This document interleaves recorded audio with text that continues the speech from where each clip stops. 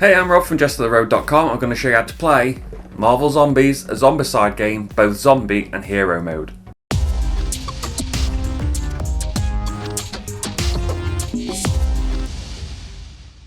This is a game for 1 to 6 players, plays in about 60 minutes per scenario, and is published by CMON. In zombie mode, you play as powerful zombie heroes defeating shield agents and equally powerful living heroes, devouring bystanders and trying to complete the scenario to win. In hero mode, you do the same but the opposite, playing as living superheroes fighting the undead and rescuing bystanders, of course, not devouring them. And don't be a bystander yourself, shuffle down to the subscribe button and devour it for just 2 videos a month that will satiate your board game hunger. We'll start by looking at zombie mode, which is found in the Marvel Zombies base game box. For setup, first choose a mission. We'll be using the mission MZ0, the tutorial mission for this video. The page will tell you which components you will need to set up the board, plus which tiles to use and their relation to each other on the table. Set up the tiles and place everything down as shown in the scenario diagram. Unless the mission says not to, remove both secret mission cards from the green back bystander deck. Shuffle it to create the bystander deck. Place the top card of the bystander deck face down on each bystander space, shown with a person in a circle icon. The scenario will show how many bystander cards start on the board so you don't miss one. Shuffle the spawn cards, superhero cards, and zombie trait cards into piles. The game is played with 1 to 6 players controlling 4 to 6 zombie heroes. With 5 to 6 zombie heroes, most scenarios have extra rules to spawn extra enemies onto the map. You can play with fewer than 4 zombie heroes, but the difficulty will increase. For each zombie hero in the game, take a dashboard, a zombie hero ID card, and the matching green zombie mini. Put a cube of the colour on the right of the wound track at the top of the dashboard and the other at the bottom of the hunger track. Attach the base matching the cubes on the zombie hero and place them on the starting space on the board as shown in the scenario. Each zombie hero also takes an activation token. The game is played over 3 phases, player, enemy and end phase, until a game end condition is met. But let's look at some of the terminology before we start with the player phase. A zombie hero, as you already know, refers to a dead superhero, the green minis. A superhero is a living superhero, they are the grey minis. An enemy refers to all non-player minis, so in the case of zombie mode, grey superheroes and the various shades of brown shield agents. Bystanders, that orangey brown colour, do not count as enemies. On to the player phase, and this phase starts with all zombie heroes increasing their hunger track by 1. This track can never go above 4. They also flip their activation token over to the green side. In any turn order, a zombie hero will take 3 actions, and then another zombie hero will take their turn. There are 5 different actions, let's look at them. The first is to move 1 zone for 1 action point. A zone is divided by crossing marks, the board edge, or building walls and can straddle more than 1 tile. For example, the starting zone in this scenario is divided on either side by 2 crossing marks, at the bottom by the edge of the board and the top by the building wall. The zone in the middle of the board is divided by 2 crossings and 2 buildings and straddles both tiles for this scenario. A room in a building is a zone, and a building can contain multiple rooms. Moving into a zone with enemies ends the movement for the action. It costs 1 extra action per enemy to leave a zone that contains enemies. For example, to leave a zone with 2 enemies will cost 3 actions. For 1 action, a zombie hero can open a door. Once opened, it cannot be closed. All doors printed on the board are closed at the start of the game. Add an open door token to show when one has been opened. If there was already a closed door token on the board, flip it over to its open side. When opening a building, it reveals all enemies and bystanders inside. We'll get into spawning properly when we look at the enemy phase, but the short of it is that you draw the top spawning card for each spawn icon, shown with an exclamation mark in a triangle, and place the shown enemies in that room. To spawn a bystander, simply flip up the bystander card and put the relevant mini on that space. Put the bystander card nearby, you may need it later. Once per turn, for an action, a zombie hero can gain a trait card. Draw the top zombie trait card and place it in an available slot. You may discard the newly drawn card, or you may discard one from your board already if both your slots are full. Each zombie trait has a different ability and is discarded when activated. If the deck runs out, shuffle the discard pile into a new deck. The 4th available action is to interact with an object, and this will differ from scenario to scenario. For example, in our scenario, a zombie hero can interact with a blue objective. The special rules in this scenario will detail what interacting with the objective will achieve. The final action is to attack, either with the zombie hero's unique attack above or the Devour attack below. Attacks target a zone, and this must be within the range shown on the first number, 0 is in your own zone. Line of sight in the street is an orthogonal straight line that is only blocked by a wall or board edge. Looking into a building from the street, a zombie hero can only see one zone, so they'll have line of sight from the street into this first room, but not the second one. Closed doors block line of sight, minis do not.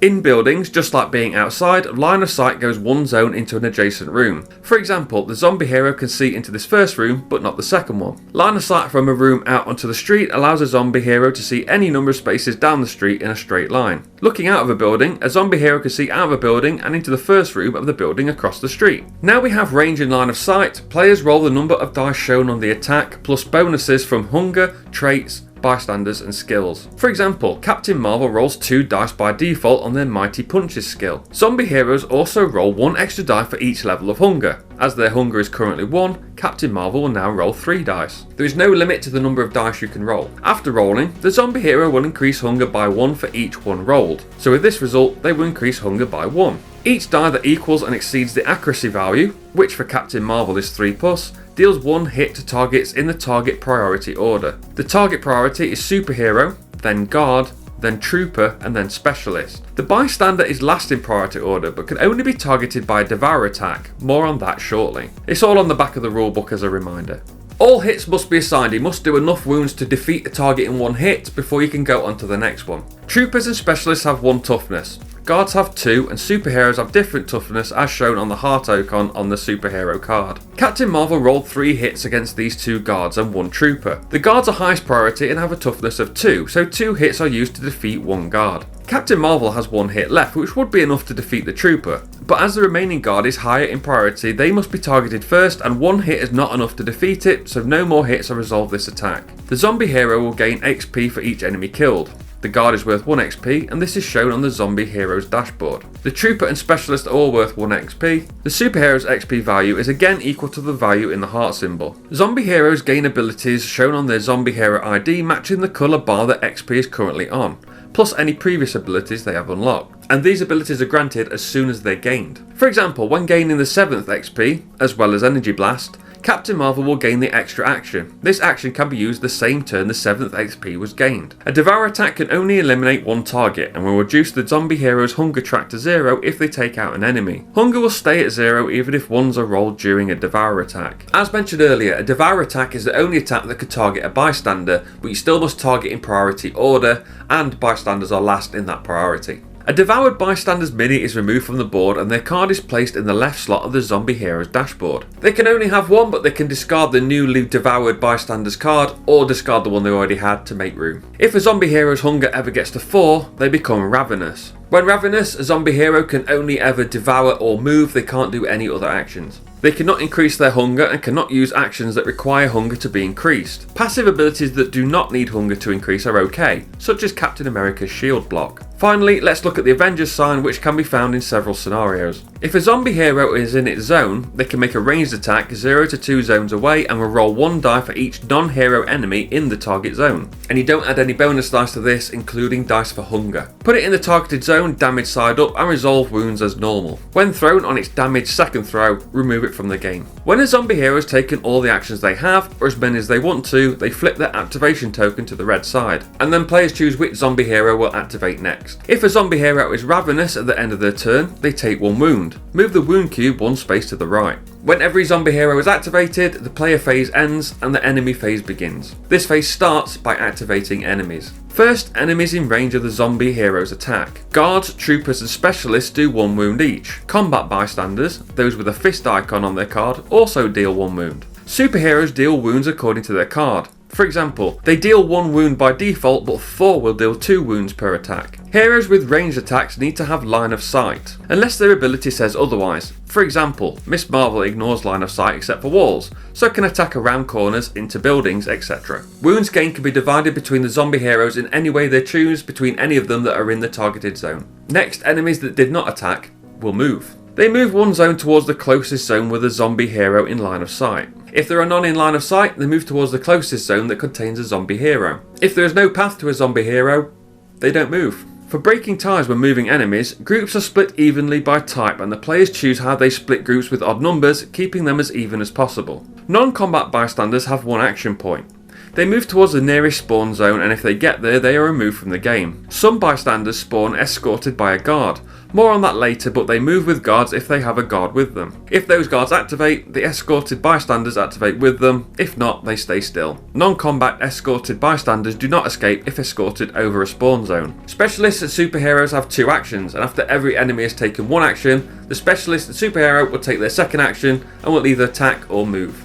This does mean they could attack twice on the same turn if they start their turn in a zone with a zombie hero. After every enemy has fully activated, new enemies are spawned. Starting with the first spawn token and going clockwise, draw the top spawn card. Only spawn as spawn tokens at this point, not in buildings again. Blue and green spawn points are ignored unless the mission says otherwise. Usually they are for 5 and 6 player games. Spawn enemies depending on the highest zombie hero's danger level. For example, if 3 zombie heroes are in the blue zone, but even just 1 is in the yellow zone, you will spawn enemies according to the yellow band on the spawn card. Let's look at the different types of spawn cards. Regular. Spawn as many of the named enemy shown according to the spawn card at the spawn point. For example, this Troopers card will spawn 4 to 10 Troopers in the spawn zone. Rush. Spawn the shown enemy and then activate them. For example, Guard Rush will spawn 2 to 4 guards, then they activate. Extra activation. Instead of spawning enemies, activate every one of the named enemies on the board. For example, this extra activation will give all specialists an extra activation,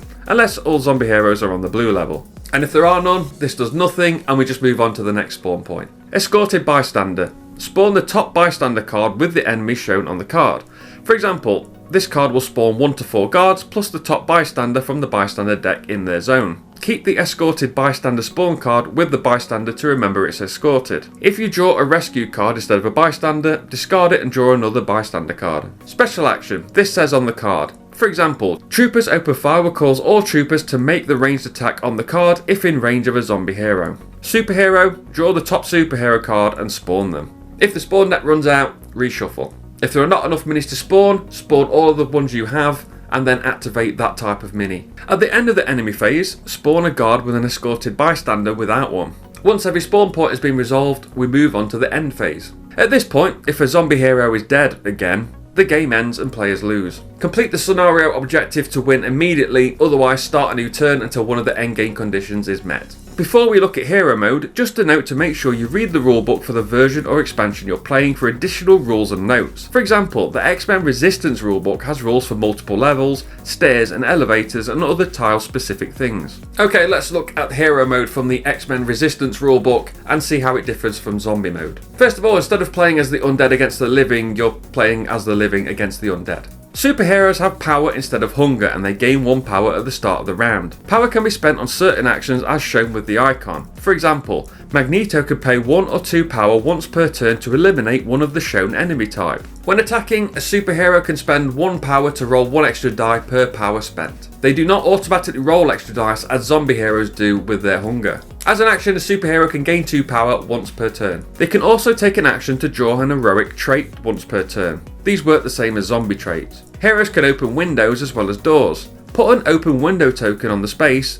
Close windows block line of sight. If in a zone with a bystander and no zombie enemies, they could take the rescue a bystander action. Fill the superhero power track to maximum when the bystander is rescued. A superhero can discard a bystander from their dashboard instead of taking wounds, but this will trigger the bystander Devouring effect. The bystander Devour effect will cause all superheroes to lose 1 power and they must discard 1 heroic trait if they have one. When moving, zombie enemies move towards both heroes and bystanders. If they have no line of sight, they will trace line of sight as if windows are open. If zombies need to get through a window, all of them will spend an action to smash it open to go through it. However, zombie enemies cannot open doors. Zombie enemies attack bystanders just as if they were superheroes. For each wound a combat bystander would get, they can negate it on a 5+ roll of a die. Bystanders have 1 health, and if a bystander is killed, the bystander Devour effect is triggered. Bystanders move towards superheroes on their turn, but they won't move out of or into a zone containing zombies. There are a couple of special spawn cards. Multiple man multiplication spawns walkers in zone that already have walkers in them. Overdrive moves brutes up to 2 spaces, and any superheroes in their space then lose all of their power.